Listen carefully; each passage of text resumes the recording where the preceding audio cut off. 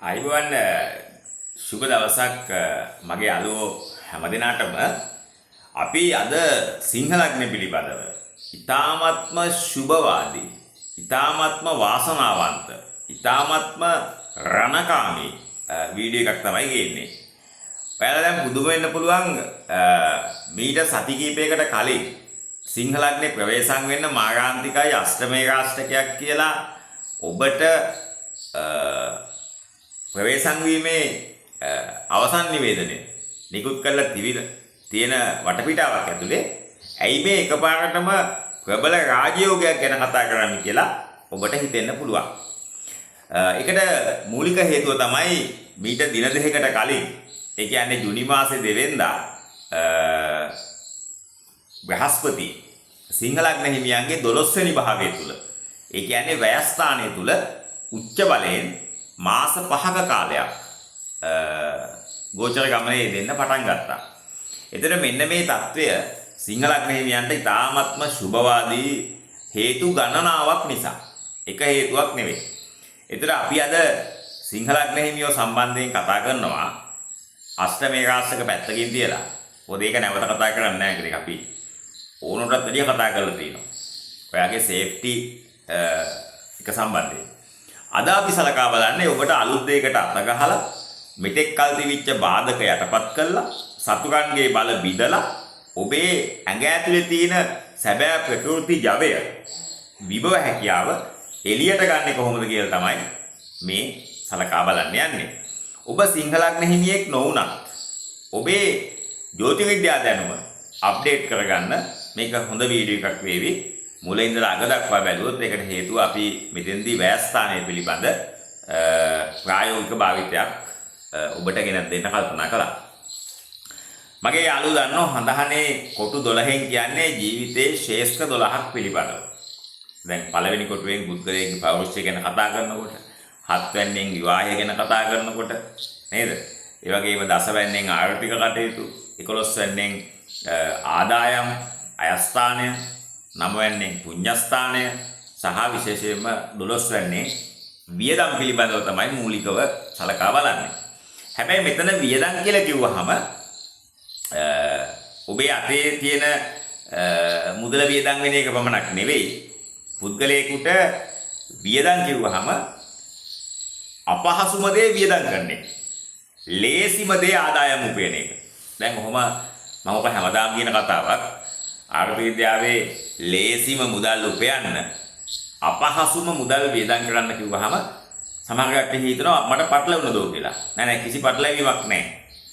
මේ ලෝකේ ඉන්න ඕනෑම අන්ත දුකී දුප්පත් හිඟන ඒ වචනේ සමා වෙන්න කියන්නේ යාචකය ගත්තත් අනුන්ට අතපාල කීයක් කරේ උපය ගන්න යාචකය ගත්තත් එයාට ආදායම් උපයන්න එයා දක්ෂයි. එයාට ආදායම් උපයන්න පුළුවන්. එහෙනම් ආදායම් විපීම කියන එක ඕනෑම කෙනෙකුට කළ හැකි දෙයක්. හැබැයි වියදම් කළමනාකරණය කියන එක කළ යුතු වියදම නොකළ යුතු වියදම හඳුනා ගැනීම, කළ යුතු වියදම සුදුසු වෙලාවේ ඒ සඳහා ඉදිරිපත් වීම ඒක ලේසි නෑ. ඒ නිසා ලෝකයේ අමාරුම දේ තමයි වියදම් කරන එක. එහෙනම් මෙන්න මේ වැයස්ථානය තුල සුභවාදී ග්‍රහයෙක් උච්ච සක්ෂේත්‍ර බලයෙන් ඉන්නව නම් ඒක ඊටාත්ම යහපත් තත්ත්වයක්. දැන් ඔබේ උපන්හන්දානේ වැයස්ථානගතව බ්‍රහස්පති ඉන්නව නම් සඳු ඉන්නව නම් සිංහ ලග්න හිමියනි ඒක පට්ට වැදගත්. ඇයි ඒ? සඳු හිටියොත් සඳු සක්ෂේත්‍ර බලය, ඒ වගේම බ්‍රහස්පති හිටියොත් බ්‍රහස්පති උච්ච බලය, මේ දෙන්නම ආසන්නාංශක වලින් හිටියොත් එතන ගජකේසරී යෝගයක් නිර්මාණය කරනවා. ඒ වගේම සඳු තමන්ගේ තුන්වෙනි දෘෂ්ටියෙන් ධනස්ථානය දකින්න දෙවන්න. ඒ වගේම බ්‍රහස්පති තමන්ගේ පස්වෙනි දෘෂ්ටියෙන් කේන්ද්‍ර ස්ථානයක් වෙච්ච සිව්වැන්න දකින්න. ඉතින් මෙන්න මේ తත්වය අපි අද සලකා බලනවා. මෙතෙන්දි තවත් වැදගත් සිද්ධියක් සිද්ධ වෙනවා. අති ප්‍රබල විපරීත රාජයෝගයක් නිර්මාණය කරනවා ජ්‍යොතිර්විද්‍යාත්මකව සිංහ ලග්න හිමියන්ට. සිංහ ලග්න හිමියන්ගේ 8 වැන්න අධිපතිය තමයි බ්‍රහස්පති. බලමු ගණනලා.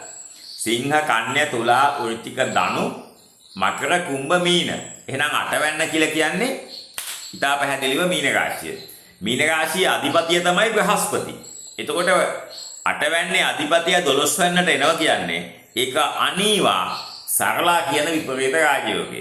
ජ්‍යොතිෂ විද්‍යාවේ විපරීත රාජයෝග තුනක් තියෙනවා. හර්ෂා, සරලා සහ විමලා කියලා. විමලා කියන එක නම් මම හිතන්නේ මතක තියාගන්න පහසුයි මොකද ගම්වල තාමත් විමලා ඇන්ටිලා ඉන්නවනේ නේද? එහෙනම් එහෙම මතක තියාගන්න. 6 වෙන්නේ අධිපතිය 6 8 12 කියන ස්ථාන තුනෙන් එහෙක හිටියොත් ඒක හර්ෂා යෝගය.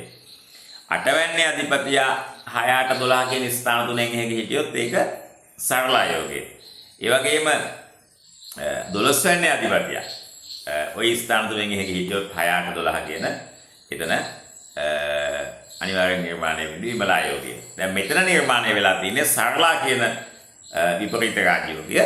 මේක ඔබට මෙතෙක් කල් යටපත් වෙලා දිවිච්ච මෙතෙක් කල් ඔබට දිනා ගන්න අපහසු වෙච්ච ඊට වටිනා කියන ඉලක්කයකට ඔබ කැඳවාගෙන යන්න මේ යෝගය සමත් වෙනවා. ඔබ අසනීප වෙලා ඉන්න කෙනෙක් නම් අසනීපෙන් ඉවත් වීම කියන්නේ සතුටක්. මොකද අසනීපයක් කියලා කියන්නේ ආර්ථික විද්‍යාව නීච භාණ්ඩයක් වගේ. කියන්නේ ඍණ උපයෝගීතාවයක් තියෙන්නේ, අපහසුයක් තියෙන්නේ, කාලාන්තරයක් තිස්සේ බෙහෙත් බීලා හොඳ නොවෙච්ච ලෙඩක්. ওই මාස 5 ඇතුළේ බෙහෙත් කළොත් නිට්ටාවට හොඳ වෙන්න පුළුවන්. ළමයි නැති අම්මලාට ඒ සිහිනය සැබෑ වෙන්න පුළුවන්. කිරි සිහිනය. ඒ වගේම බැංකු ලෝන් දාලා ඒවා බ්ලොක් වෙලා මේ ලංකාවට වගේ අසාදු ලේඛන ගත වෙච්ච ඔබට ඒක ගෙවලා දාන්න පුළුවන්. ඒ නිසා මම කිව්වා වගේ කලිනුත් වියදම් කරන එක තමයි කෙනෙකුට අපහසුම දේ. ඒ වියදම් කරන විදිහ අනුව තමයි කෙනෙක් අර මච්චරිය කෝසිය සිතාන වගේ සත්මහල් ප්‍රාසාදයක වුන් වෙන මට්ටමටපත් වෙන්නේ. නැත්නම් අර එයාගේ අනිජ්ජාතකේ ඉල්ලීස කතාව වගේ නැත්නම් අර අදින්න බුබ්බක මට්ට කුණ්ඩලිකේ තාත්තා ඒ වගේ අධික ලෝභ මිනිස්සු බිහි වෙන්නත් ඔය 12 වෙනි අධිපතිය අඩු බලයක් සහිතව සිටීම 12 වෙනි අධිපතිය නීච වීම යම් හේකින් සිංහලග්න හිමියෙක්ගේ 12 වෙනි අධිපතිය සඳුනේ නේද 12 වෙනි අධිපතිය සඳු 12 වෙනි අධිපතිය උපන්හඳහනේ සිව්වැන්නේ හිටියොත් සිව්වැන්න කියන්නේ අනිවාර්යයෙන්ම වෘශ්චික රාශිය. එතෙන්දී සඳු නීචයි. ගැනලා බලන්න සිංහ කන්‍යා තුලා වෘශ්චික එන වෘශ්චිකයේදී සඳු නීචයි. සඳු නීච කෙනෙකුට Tamanta කොච්චර සල්ලි තිබ්බත් ඒක වියදම් කරගන්න එයා දන්නේ නැහැ. වියදම් කරනවා කියන්නේ කලාවක්. ඒ නිසා තමයි බුදුහාඳුරෝ දේශනා කරන්නේ සිංහලෝවා සූත්‍රයේදී බණ කියනෝ නෙවෙයි. ඒකේන භෝගේ පුඤ්ජය ද්විහිකම්මං පයෝජයේ චතුත්තංච නිදාපේය ආපදාසු භවිස්සති. ඒකේන භෝගේ පුඤ්ජය පළවෙනි 125 ආදායමේ පරිභෝජනය කරන්නට බලන්න ඉකෝන් වචන ඒ විදිහටම පාවිච්චි කරලා තියෙනවා බුදුහාමුදුරුවෝ. පාලියෙන් පුඤ්ජය කියන්නේ පරිභෝජනය. පරිභෝජනය කියන්නේ මේ කනවයි කියන එක පමණක් නෙවෙයි. අපි සතුටින් අනුන්ට යමක් දුන්නොත් ඒකත් පරිභෝජනයක්. ආයෝජන නොවන සියලුම දේවල් පරිභෝජන. ආර්ථික විද්‍යාවේ වියදම් කොටස් දෙකයි තියෙන්නේ. එක්ක පරිභෝජනය, එක්ක ආයෝජනය. පරිභෝජනය කියන්නේ වත්මන් මේ අදාළ අවස්ථාවට පමණක් සීමා වන වියදම්.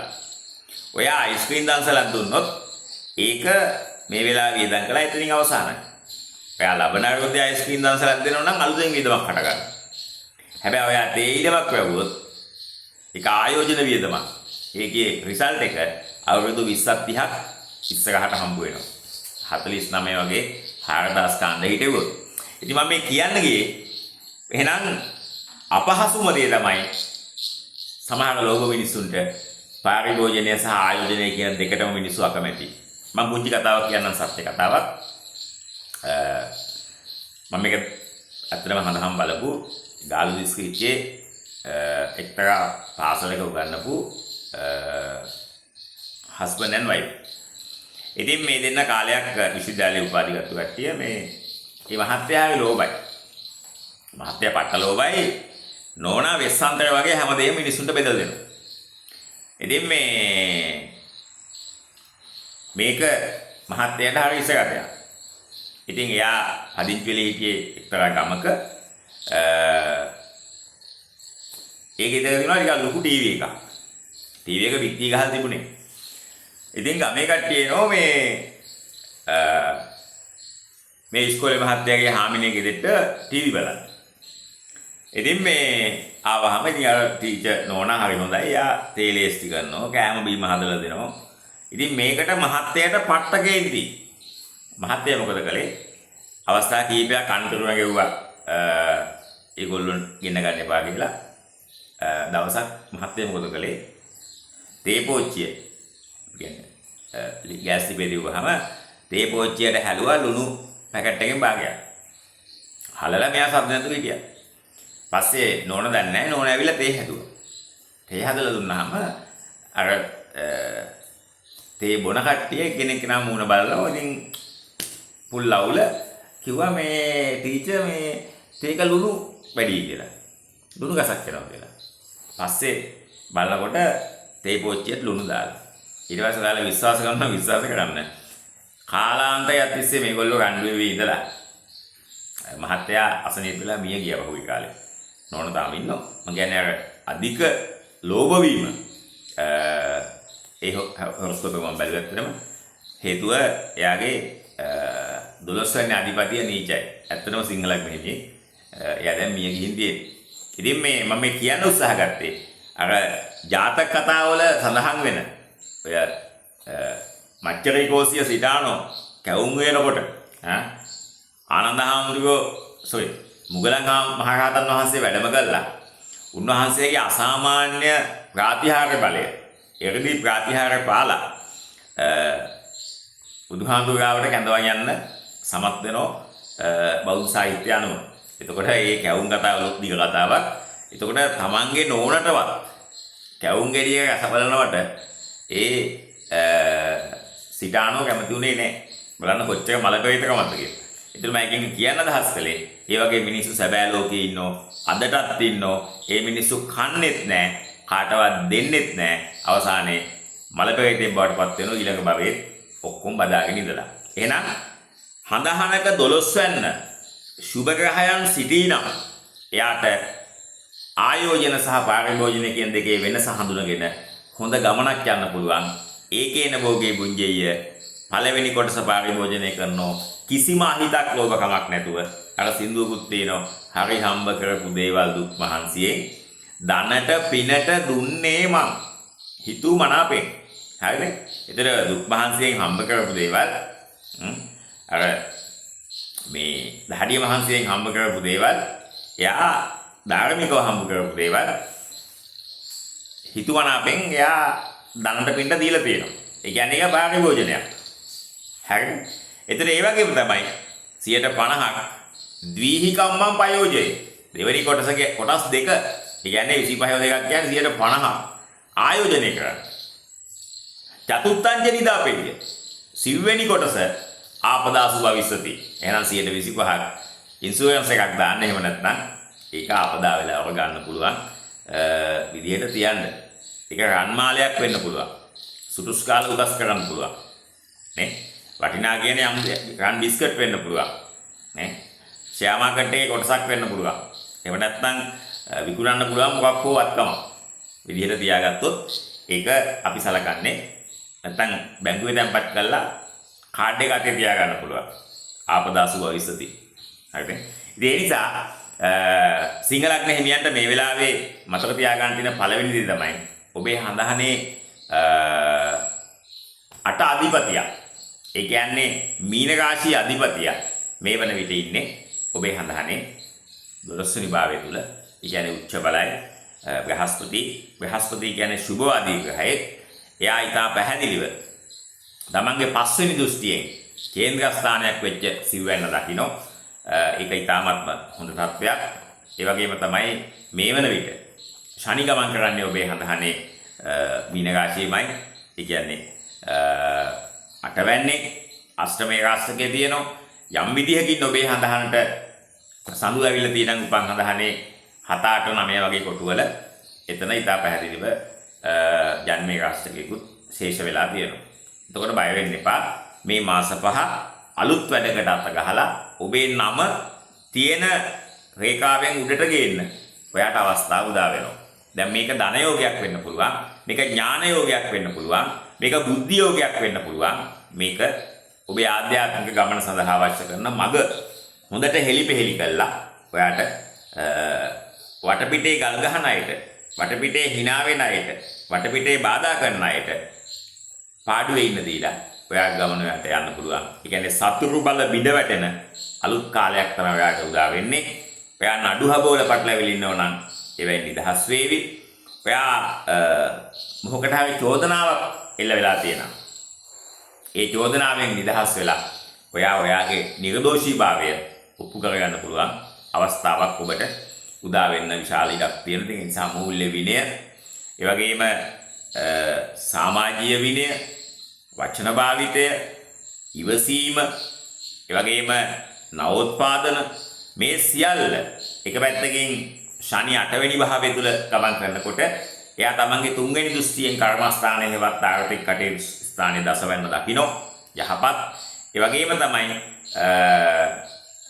දැන් අපි කතා කළ බ්‍රහස්පති 12 වෙනි යනවා කියන්නේ එයා ඊටා පැහැදිලිව විපරීත රාජයෝගයක් නිර්මාණය කරනවා. සරලා කියන විපරීත රාජයෝගය.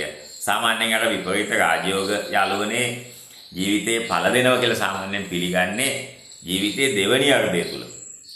හර්ෂා සරලා විමලා කියන යෝග මම ඊට කලින් බෝඩ් එකේ ඇඳලා එකින් එක වෙන වෙනම පැහැදිලි කරලා තියෙනවා. ඔබට නැවත මේ වීඩියෝ බලලා මේවා ක්ලියර් කරගන්න පුළුවන්. ඒ නිසා මම නැවත ඔබට අවධාරණය කරනවා සිංහල අග්නිහිමියන්ට ඒ රාෂ්ට්‍රයක් තියෙනවා පැහැදිලි. හැබැයි ඒක ඇතුලේ ඔබට ඊටාත්ම ශක්තිමත් ගමනක් යන්න අඩු නැතුව මාස 5ක් තියෙනවා. පහුගිය ජූනි 2 වෙනිදා ඉඳලා නොවැම්බර් 1 වෙනිදා දක්වා නැත්නම් ඔක්තෝබර් 31 දක්වා කාලය ඉතා පැහැදිලිව සුබයි. කිසිම ඩවුට් එකක් නැහැ සුබයි. ඔබේ ව්‍යස්ථානගතව ජයසින්දු යෝගය නිර්මාණය කරනවා.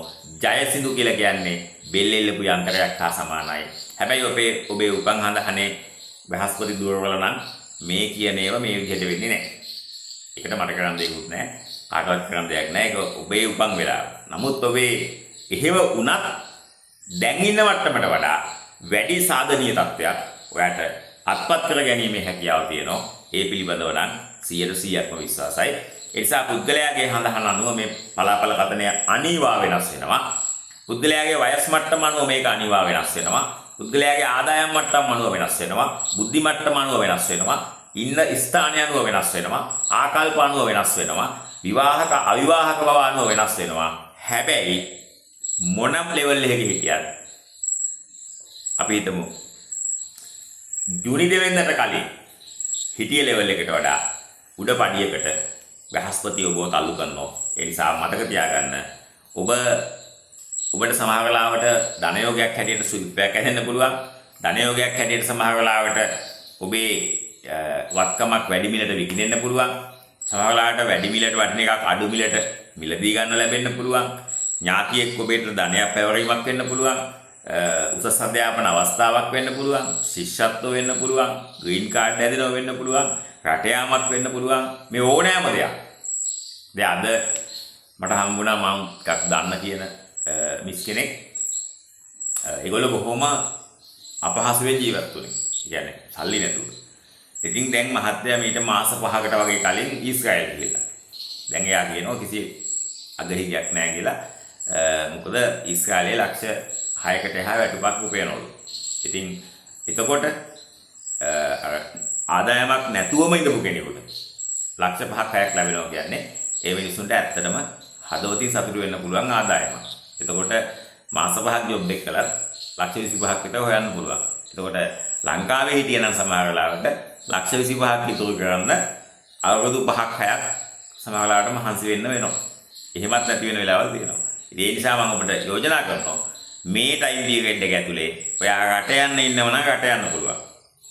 ඔයා දඹදිව යන්න බලාගෙන ඉන්නව නම් ආධ්‍යාත්මික සුවය වෙනුවෙන් ඒකට ඉඩ හැදෙනවා. මොකද බ්‍රහස්පති කියන්නේ ලෞකික දේවල් වලට වගේම ආධ්‍යාත්මික පැත්තට විශාල පෙළඹුමක්, සානුබලයක්, තල්ලුවක් ලබා දෙන ග්‍රහයෙක්. ඒ නිසා මම නැවත අවධාරණය කරනවා සිංහල ලග්න හිමියන්ට මේ වකවානුව හොඳින් විශ්ලේෂණය කළා ඔබ කටයුතු කරන්න අපහසුම දේ වියදම් කරන එක. ඒ නිසා මම තව කතාවක් ඔබට යෝජනා කරනවා මේක ඔබට ඔබේ ගමේ කට්ටිය සම්බන්ධයෙන් ඔබේ අතීතෙට ඔබේ හිත යවලා මේක තේරුම් ගන්න පුළුවන්. මම පුංචි කාලේ මීට අවුරුදු 35කට විතර කලින් අපේ ගමේ වැඩියෙන්ම සල්ලි තිබිච්ච ෆැමිලිස් 3 ගැන මම දැන් කල්පනා කළොත් ඒගොල්ලෝ අද අන්ත දුප්පත්. ඒගොල්ලෝ සහ ඒගොල්ලෝගේ ළමයින්ට 3 වේල කන්නවත් සල්ලි නැහැ. එතකොට මේකට හේතුව බලනකොට මූලිකම හේතුව තමයි ආදායම් නැතිකම නෙවෙයි. ඒ පවුල් 3 තමයි ගමේ ඉඳපු ලොකුම පවුල් 3. වැඩිම සල්ලි තිබිච්ච, වැඩිම ඉඩම් තිබිච්ච, වැඩිම බුද්ධි මට්ටමක ඉඳපු. ඒ කියන්නේ ගමේ ප්‍රශ්න වලට පවා ඒගොල්ලෝ මැදිහත් වෙනවා ප්‍රශ්න විසඳන්න කවුන්සලින් වගේ කාලේ හැටියට. හැබැයි අද වෙනකොට ඒගොල්ලෝ අන්තයට වැටිලා. මූලික හේතුව තමයි සල්ලි උපයන්න දක්ෂ වුණාට ඒව නැවත ඉන්වෙස්ට් කළේ නැහැ.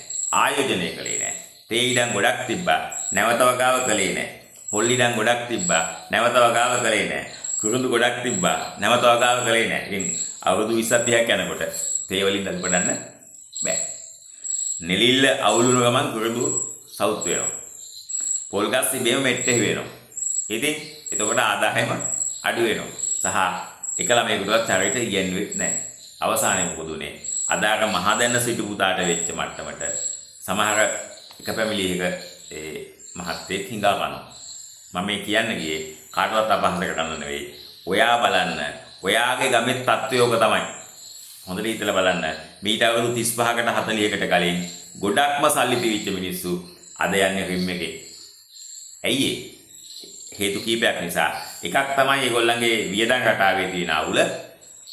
පාරිභෝජනයට වැඩි තැනක් ප්‍රමුඛතාවය දීලා පාරිභෝජනය ඉස්මුදිනේ තියාගෙන ආයෝජනය කියන එක නියපොත්තෙනු පල්ලෙහාට දාලා මාපටංගිල්ලේ කකුලේ එහෙම කටයුතු කරන මිනිසුන්ට ගෝ එකක් නැහැ.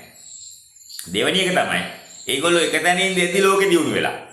දැන් ඒගොල්ලෝගේ මාසික ආදායම ඒ කාලේ රුපියල් 5000ක් විතර තිබ්බනම් මීට අවුරුදු 35කට කලින් ඒගොල්ලෝ කෝටිපතියෝනේ නේද? හැබැයි අද රුපියල් 5000ක ආදායමක් ගන්නවා කියන්නේ ඒගොල්ලෝ අන්තයි ගන්නවා නේද? අස්සසුමක් දෙනවනේ ඒගොල්ලෝ. අර කියන ෆැමිලි තුනම අස්සසුම ගන්නවා. මේක මෙලා මතක් කරනවා. ඉතින් අර මං අදහස් කළේ ඒගොල්ලෝ ඇත්තටම රිම් එකෙන් දුවන්නේ වියදම් කරන්න දැනගෙන හිටියේ නැති නිසා. ඒ හින්දා අර යේසුස් වහන්සේ කියනවා අධික ලෝභයටත් අධික නාස්තිකාරයටත් ස්වර්ගයට යන්න බෑ කියලා. ඉතින් බුදුහාමුදුරුවෝ ඒක දේශනා කළා තියෙනවා. අර මච්චරිය කෝසිය වගේ කැවුම් පිහන්න ගිහුව අය අදින්න පුබ්බක වගේ අය ඒගොල්ලොන්ගේ ලෙවල් එක අන්තගාමී අන්ත ලෝභයි. ඒ වගේම තවත් සමහර මිනිස්සු ඉන්නවා තාමත්ම විනාශකාරී විදිහට මුදල් නාස්ති කරනවා. අර මහදැන සිටු පුතා වගේ. ඒගොල්ලන්ටත් අන්තිමට හිඟවන තමයි අවසානයේ ලැබෙන්නේ. ඉතින් ඒ නිසා මම ඔබට යෝජනා කරනවා සිංහල අග්නේ හිමියෝ හැටියට මේක තමයි නියම පියගේඩ් එක. එක පැත්තකින් ප්‍රවේශම් වෙලා අනිත් පැත්තෙන් ශක්තිමත් ෆවුන්ඩේෂන් එකක් ඔබේ ආර්ථික හැකියාවට නවෝත්පාදනයක් අලුත් එකතුවක් හදාගන්න හොඳ අවස්ථාවක්. මේකෙදී ඔබ දක්ෂ වෙන්න ඕන. ඔබ ඉන්න සිටුේෂන් එක හඳුනගෙන වෙළඳපොළ අවස්ථා හඳුනගෙන යම් අපහැදිලිතාවයක් තියෙනම් ඔබට පුළුවන් දෙයියන්ට බාරයක් වෙලා කපුවන්ට නෙවෙයි දෙයියන්ට බාර වෙන කපුවෙක් ඕනේ නැහැ. දැන් ඔයා පත්තිනි දේවාලයකට පූජාවට්ටියක් තියන්න ඔයාට කපුවෙක් අවශ්‍ය නැහැ.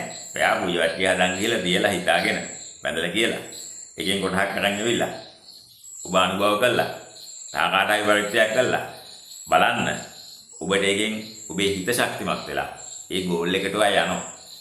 ඔයා නැකතකට පැලයක් හිටවන්නකෝ. එතකොට මේ මාසේ 10 වෙනිදා උදේ සාමාන්‍යයෙන් 7:00කට කලින් ඒ කියන්නේ 6:56 6:53 වගේ කාලය තුල උතුරු දිශාව බලා පැලයක් හිටවන්න ඉලක්ක සීපත් කළා. සිංහල අග්නිහිමියෝ හැමදෙනාටම මම මේ කියන්නේ එක පැත්තකින් ඔබේ අෂ්ටමයේ රාශිකය පාලනය වෙනවා. අනිත් පැත්තෙන් ඔබේ ජයසින්දු යෝගය වැඩ කරන්න බලනවා. කටක ගාලා හේතුව ජයසින්දු කියන්නේ බෙල්ල එල්ලපු යන්ත්‍රයක්. ඒ නිසා අෂ්ටමයේ රාශිකයේ ඍණාත්මක දේවල් පවා යටපත් කරගෙන ඉස්මතු වෙනවා ජයසින්දු යෝගය. මේක මඩවලක විලක පිපෙන නෙළුමක් හා සමානයි ජයසින්දු යෝගය. හේතුව මඩවලේ තියෙන්නේ මඩ ගඳ ගහන්න පුළුවන්. හැබැයි නෙළුමේ තියෙන්නේ අපූර්ව චමත්කාරයක් සහ සුවඳක්. ඒ නිසා ජයසින්ද යෝගය කියන්නේ නෙළුමක් හා සමානයි. ඔබ සිංහල ලග්න හිමියෙක් හැටියට ඔබේ 8 වැන්න ආධිපති තමයි 12 වැන්නේ ගෝචර ගමනේ දෙන්නේ. විපරීත රාජයෝගයක්. අහිමි වෙච්ච දේවල් නැවත ඔබට ලැබෙනවා. ඉතා පැහැදිලිව ලැබෙනවා. ඒක ඔබ මුලින් විශ්වාස කළ යුතුයි. එහෙම විශ්වාස කරන්නේ නැත්නම් ඔබට ලැබෙන්නේ නැහැ. මොකද මේ සියල්ල මනස මුල් කරගෙන වෙන දේවල්. අපල කියන්නේ හිතත් එක්ක වෙන දෙයක්. සුභඵල කියන්නේ හිතත් එක්ක සම්බන්ධ වෙන දෙයක්. ඒ නිසා ඔයා විශ්වාස කරන්නේ නැති කිසිම දෙයක් ඔයාට ලැබෙන්නේ නැහැ. ඔයා ප්‍රාර්ථනා කරන්නේ නැති කිසිම දෙයක් ඔයාට ලැබෙන්නේ නැහැ. ඉතින් ඒ හින්දා ඒක හොඳට මතක තියාගන්න. මේ වචනය විශ්වාස කරන්න. ඉදිරි මාස 5ක කාලය විශේෂයෙන්ම බ්‍රහස්පතිගේ මහදසාවල ඉන්න අයට තවත් මේක සුබයි.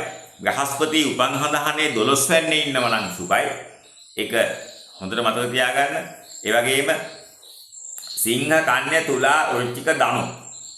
හරිද? ඒ කියන්නේ 5 වෙන්නේ ධනු රාශියේ බ්‍රහස්පති ඉන්නව නම් ඒත් ඉතාමත් හොඳයි. මොකද එතන ස්වක්ෂේත්‍ර බලයෙන් ඉන්නේ. එතන අයස්ථානය දකින්න සප්තම දෘෂ්ටියෙන් ඒකත් හොඳ තැනක්.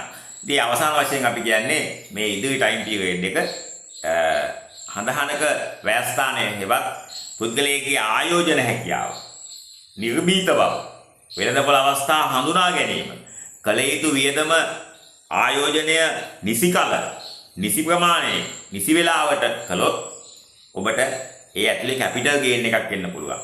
සමහර ලාවට වැඩි මිලක ඉඩමක් අඩු මිලට ගැනීම, අඩු වටිනාකමක් තියෙන ඉඩමක් වැඩි මිලට විකිණීම, ඒ හැම එකකින්ම ඇති වෙන්නේ ධනයක්. කැපිටල් ගේන් එකක්. වාසියක්. ඉතින් ඒ නිසා අවසාන වශයෙන් කියනවා සිංහල ලග්න හිමියන්ට අෂ්ටමයේ රාශිකයේ ඇතුලේ යම් නිහතමානී බවක්, අනතිමානී බවක් ඔළුවේ තියාගෙන උද්දච්චකම් පැත්තකින් තියලා, ඔටුනු බිමින් තියලා, අත්මේස් දෙක දාගෙන වැඩට බහින්න සුපිරි කාලයක්. ඒ නිසා ගොඩනැගිලි හදන්න හොඳයි, කුසිකර්මයට හොඳයි, රට යන්න හොඳයි, උසස් අධ්‍යාපනයට හොඳයි, පින් වැඩවලට හොඳයි, දඹදිව යන්න හොඳයි, හැම දෙයකම හොඳයි. විවාහයට චුට්ටක් බලපෑම සුබ නොවෙන්න පුළුවන්. ඒක ඔබ දන්නෝ. බ්‍රහස්පතිගේ තියෙන ගුණය ලෞකික පැත්තට වඩා ආධ්‍යාත්මික පැත්තට ටච් කරනවා. දැනුම සම්බන්ධයෙන් ටච් කරනවා. විදේශගත වීමට නම් ඇත්තට හොඳයි. ඒ වගේම භූමිලාභ, කුෂිකර්මය ඇතුලේ භූමිලාභ සම්බන්ධයෙන් බ්‍රහස්පති බලවත් වීම හොඳයි. මේ සියල්ල ඔබට ලැබෙන්නේ ඔබේ උපන් හඳහනේ බ්‍රහස්පති බලවත් වෙලා ඉන්නවා නම්. ඒ කියන්නේ ධනු මීන කටක කියන රාශි වල ඉන්නවා නම් තමයි හොඳ.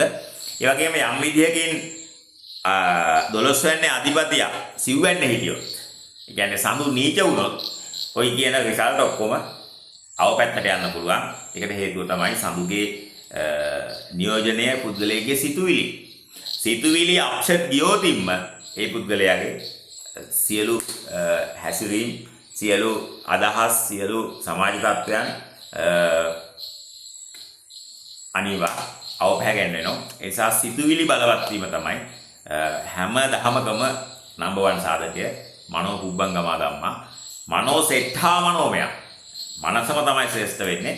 එහෙනම් ශ්‍රේෂ්ඨ මනසක් හදාගන්න පුද්ගලයාගේ උපන් හඳහනේ බ්‍රහස්පති වගේම සඳු බලවත් වීම ඊටා වැදගත්. මේ දෙන්නගේ අන්තර් සම්බන්ධිකුත් තියෙනවා.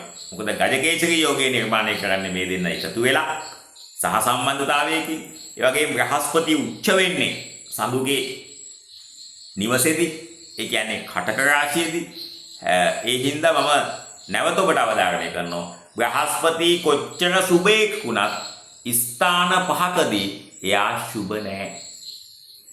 දැන් කොහොමද මේක මතක තියාගන්නේ? මතක තියාගන්න පුළුවන් සුපුස්කාල වෙන්න මේ විදිහට.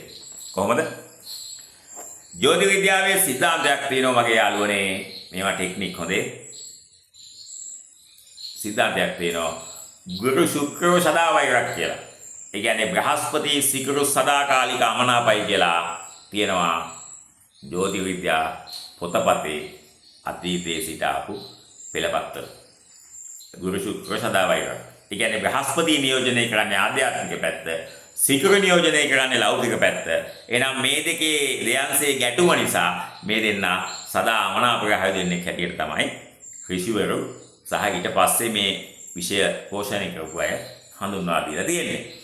එතකොට සිකුරුට අයිති රාශි දෙකක් තියෙනවා. වෘෂභ සහ තුලා කියලා. ওই දෙකේදීම බ්‍රහස්පති අමනාපයි. බ්‍රහස්පති සතුරු බලයි. එහෙනම් වෘෂභ තුලාවේදී බ්‍රහස්පති සුබ නැහැ. පැහැදිලිනේ මතක තියාගන්න. එහෙනම් මතක තියාගන්න අතනින් ගුරු ශුක්‍ර සදාවයි එකක්. එහෙනම් බ්‍රහස්පති සිකුරු අමනාපයි. අමනාප වෙන්න හේතුව බ්‍රහස්පති නියෝජනය කරන්නේ ආධ්‍යාත්මික පැත්ත. සිකුරු මුළුමනින්ම ලෞකිකයි. ඒ නිසා එයාගේ රාශි දෙකක් තියෙනවා. වෘෂභ සහ තුලා කියලා. ඒ දෙකේදී බ්‍රහස්පති අමනාපයි සතුරු බලෙන් ඉන්නේ. ඒ වගේම තමයි බුදත් එක්කත් බ්‍රහස්පතිගේ ලොකු ඇයි හොඳයි ගමක් නැහැ. එහෙනම් බුදට අයිති වෙනවා මගේ යාළුවනේ මිථුන කන්‍යා කියන ලග්න දෙක නැත්නම් රාශි දෙක. ඒ දෙකේදී බ්‍රහස්පති සතුරු බලයෙන් තමයි ඉන්නේ. එහෙනම් බ්‍රහස්පති සතුරු බලයෙන් ඉන්න ඒවා දැන් මතක තියාගන්න ඉතා පහසුයි. සිකුරුට අයිති වෘෂභ තුලා, බුදට අයිති මිථුන කන්‍යා. ආයි මතක තියාගන්න මේ සිකුරුට අයිති වෘෂභ තුලා, බුදට අයිති මිථුන කන්‍යා. ඒ වගේම ශනිට අයිති මකර රාශියේදී මෙයා නීචයි. කොහොමද හොයාගන්නේ? උච්ච ස්ථානයේ සිට 7ක් ගන්නට පස්සේ අනිවා නීචයි. බ්‍රහස්පති පමණක් නෙවෙයි ඕනෑම ග්‍රහයෙක්. එහෙනම් බ්‍රහස්පති උච්ච වෙන්නේ කටකෙදී. කටක සිංහ කන්‍යා තුලා වෘශ්චික ධනු මකර. උච්ච තැන සිට 7ක් ගන්න ගමන් මකර රාශිය ලැබෙනවා. කටකෙන් 7ක් මකර නම් මකරෙදි නීචයි. එහෙනම් ඔබේ හඳහනේ කොටු 12ක් තිබ්බට බ්‍රහස්පති කොටු 5කදීම සුබ ඵල දෙන්නේ අඩුවෙන්. මොකද්ද කොටු 5? වෘෂභ, තුලා, මිථුන, කන්‍යා සහ මකර කියන රාශි පහේදී ඒ පහ අරුණහම අනිත් රාශි 7ේදී බ්‍රහස්පති සුබ ඵල දෙනවා. ඒ සුබ ඵල අඩු වැඩි වෙන්නේ එයා සුබ ස්ථානයක යෝග වෙන ග්‍රහයාගේ ස්වභාවය අනුව. හරිනේ? සමහර අවස්ථාවල සඳු ඉන්න ස්ථාන අනුව බ්‍රහස්පති ඉන්න ස්ථාන අනුව සකට යෝග නිර්මාණය වෙන්න පුළුවන්. සමහර වෙලාවට ගජකේශරී වගේ සුභවාදී යෝග නිර්මාණය වෙන්න පුළුවන්. දැන් අපි දැන් කතා කළ විදිහට විපරීත රාජයෝග හැදෙන්න පුළුවන්. සමහර වෙලාවට ගොඩාක් දෝෂ භංග වෙන්න පුළුවන් බ්‍රහස්පතිගේ උච්චභාවය නිසා. දැන් ඔබේ හඳහනේ සකට යෝගයේ තියෙන මේ දවස්වල මේ මාස 5ක කාලය ඒ සකට යෝගය භංග වෙලා යනවා. හේතුව බ්‍රහස්පති ගෝචරයෙන් උච්ච වෙන හින්දා. ග්‍රහ ගෝචරය අනුව යා හදනවා ජයසින්දු යෝගය. ජයසින්දු කියන්නේ හැමතිස්සෙම බෙල්ලෙල්ලපු යන්ත්‍රයක්. උස්සල පොළවේ ගැහුවත් නැගිටලා යන්න පුළුවන් ජවයක් ජයසින්දු යෝගයේ තියෙන ඕන කෙනෙකුට තියෙනවා. ඒ නිසා මම හැමදාම කියන්නේ අර මුවන් පැලැස්ස ගුවන්විදුලි නාට්‍යයේ ගුරුනාන්සේ මාමා වගේ ඕල් රවුන්ඩර් කෙනෙක් හැටියට ජ්‍යොතිෂ විද්‍යාව, ඒ වගේම යන්ත්‍ර මන්ත්‍ර, ඒ වගේම අනිකුත් බහුස්කෘත සහ අතීතයේ ඉඳලා ආපු ඕනෑම ශිල්පයක් දන්න ප්‍රබල චරිතයක් තමයි ගුරුනාන්සේ මාමා. මුවන් පැලැස්සේ මේක දන්නෝ ඒ කාලේ මුවන් පැලැස්ස අහපු කට්ටිය. හැබැයි ඊට සාපේක්ෂව දැන් පිනා ගත්තොත් පිනා කියලා කියන්නේ කිසිම මුදලක් උපයන්නේ නැතිව අනුන්ට අතපාලා ජීවත් වෙන නෝන්ජල් චරිතයක්. ඒ කියන්නේ මේ මාකට් ඉකොනොමික ඇතුලේ පිනෙක් වෙන්න අමාරු නෑ. පිනෙක් වෙන්න හරිය ලේසි. හැබැයි ගුරුනාන්සේ මාම කෙනෙක් වෙන්න අපහසුයි. ඒ හින්දා මම ඔබට යෝජනා කරේ පිනා වගේ නෝන්ජල් චරිතයක් නොවි සිංහෙක් වගේ නැගිටින්න. ඔබට සිංහ ලග්නේ හිමි වෙලා තියෙනවා. සිංහ ලග්නේ මේ දවස්වල තුවාල වෙච්ච සිංහෙක් වගේ තමයි ඔබ හැසිරෙන්න ඕන. ඒ කියන්නේ සුව පහසුවට ඉන්න සිංහයා කම්මැලි. හැබැයි ෆයිට් එකට ගිහිල්ලා තුවාල වෙච්ච සිංහයා හරිම භයානකයි. මොකද එයා තමන්ගේ ඉලක්කය කෙසේ හෝ දැහැ ගන්න උත්සාහ ගන්නවා. කෝකත් එකයි ඉන්න තුවාල වෙලා ඉන්නේ කියලා. අන්න දැන් තුවාල වෙලා ඉන්නේ වාගෙට හිත ඇයි අෂ්ටමේ රාශියක් තියෙනවා. දැන් තමයි සමහරලාට අතපය නියපොතු ගැලවිලා ඇති. සමහර වෙලාවට මේ හක තියෙන ගල් වල කකුල් වැදිලා ඇති. වැලමිටි තුවාල වෙලා ඇති. හිත විදිලා ඇති. පෞල් ප්‍රශ්න ඇති. පර්ස් එක හිඳිලා ඇති. ක්‍රීම් එකෙන් යනවා ඇති. හැබැයි ඒ ඇස්සේ ඕම් ජයසින්දු යෝගයේ උදා වෙලා ෆ්ලෑෂ් ලයිට් එකක් වගේ දාලා තිනවා. ඔයාගේ ඉකොනොමි එක එළිය වෙන්න. එහෙනම් වැඩේ පටන් ගන්න. අපි වීඩියෝ එක නවත්තනවා. මොකද මේ වෙලාවත් ඔබට අලුත් වැඩකට හිතන්න අවධානය යොමු කරගන්න. එහෙනම් අවසාන වශයෙන් ඒ රාස්තකයක් තිබුණට මොනාපලේ තිබුණත් ඔබේ හඳහනේ 12 වෙනි භාවය තුල, ඒ කියන්නේ කටක රාශිය තුල අටවැන්න ආධිපති උච්ච වීම ඊ타මත්ම සුභවාදී තත්ත්වයක්. ඒක විපරීත රාජයෝගයක්.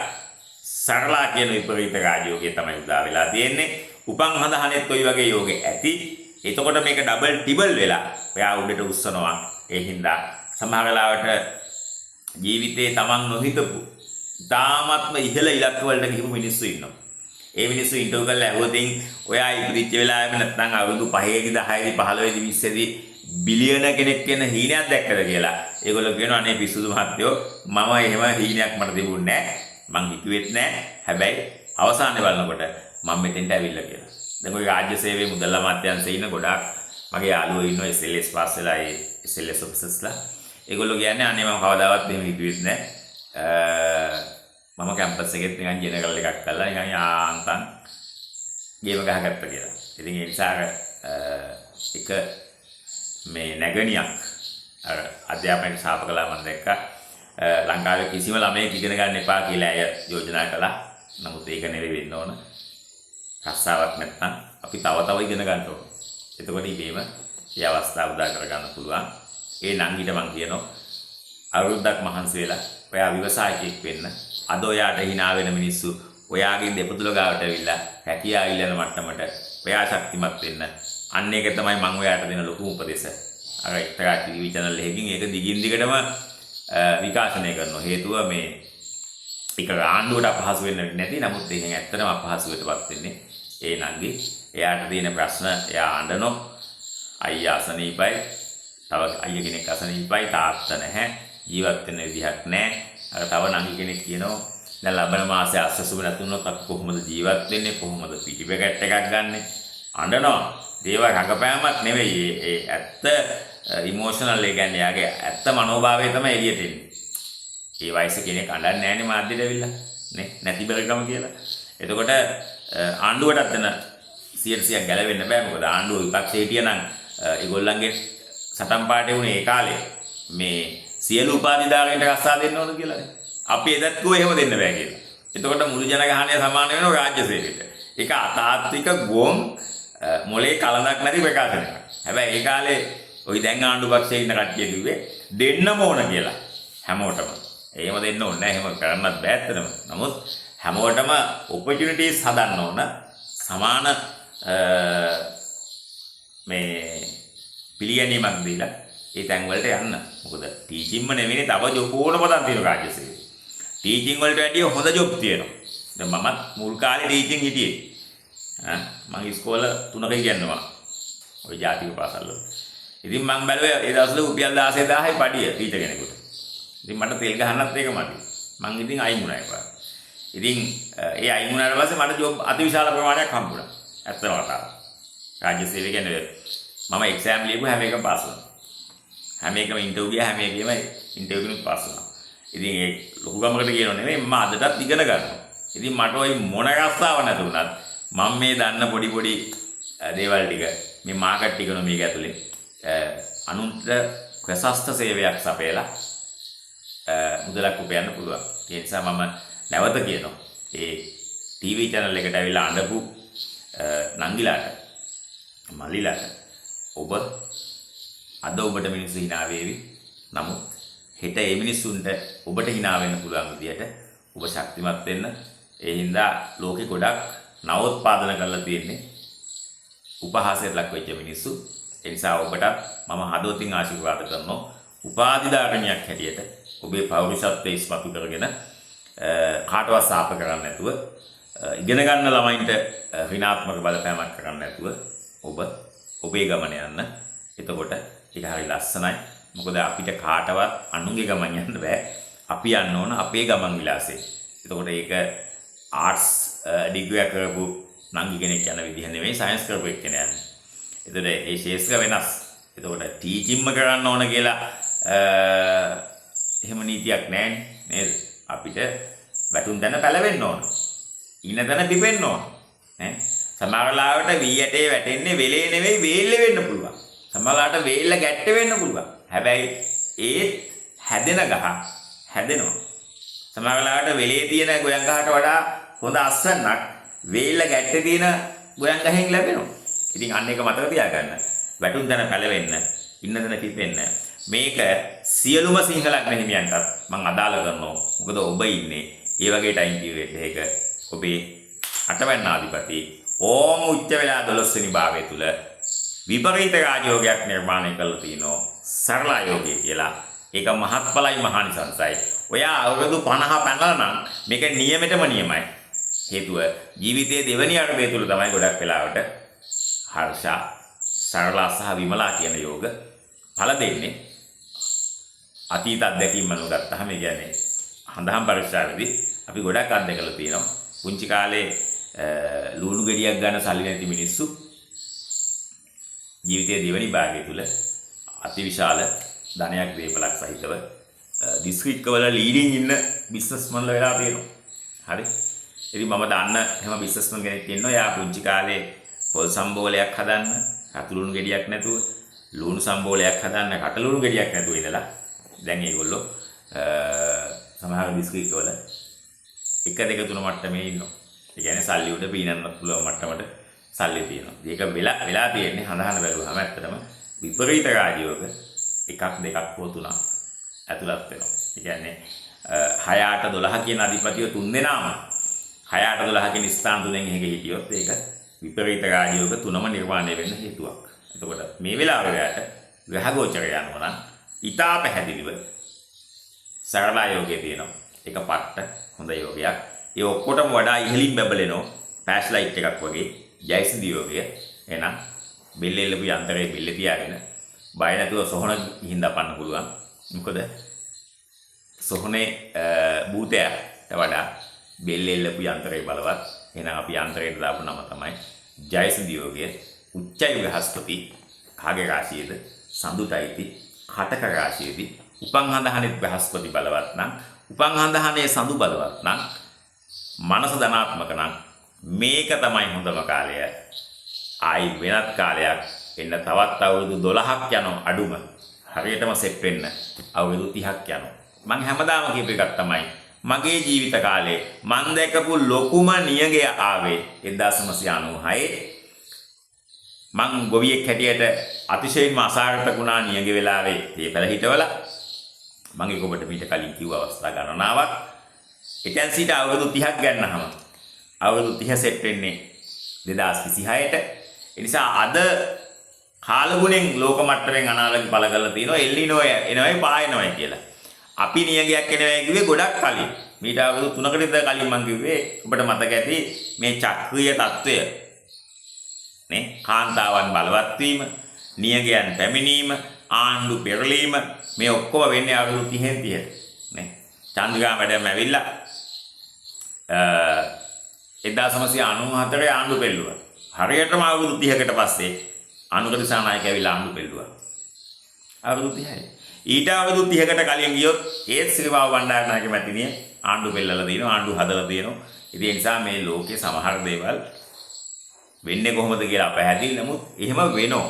ඒකේ අන්තර් සම්බන්ධයක් තියෙනවා. මේ තරංග ආයාම වගේ මේ මෙහෙම උච්චාවචන සිද්ධ වෙනවා. ඒතකොට ඒවා දේශපාලන විද්‍යාත්මකව බැලුවහම යම් සම්බන්ධයක් තියෙනවා.